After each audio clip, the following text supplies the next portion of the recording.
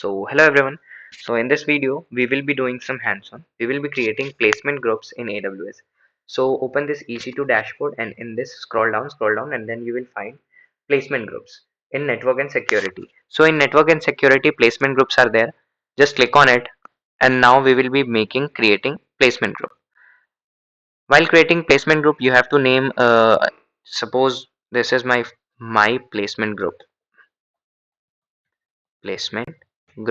So the first placement group was cluster, so I will name it placement cluster. Okay, my placement cluster. I'll choose strategy, I'll be choosing cluster here, and then I can add a tag, or suppose I have created this group, so my placement cluster group will be created here.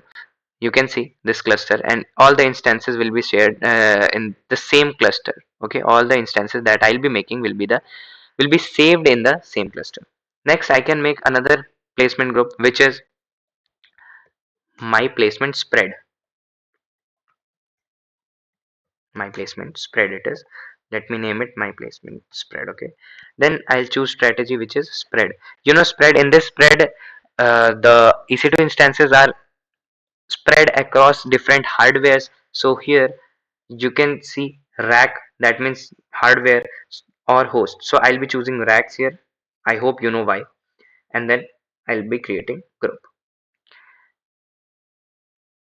So this is strategies spread, and then whatever instances I'll be making will be saved in different hardwares to prevent EC2 instance failure.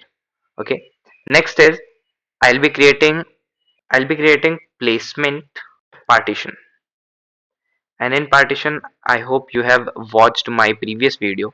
So in partition, what we do, we choose number of partition. As I have mentioned in my theory in my previous video, that we can make 7 up to 7 partition in one placement group. So I have chose the maximum number of partition, and now I'll be making this group. So this is how we can make placement group in AWS. I hope this is clear to you now. So thank you, and that's all for today.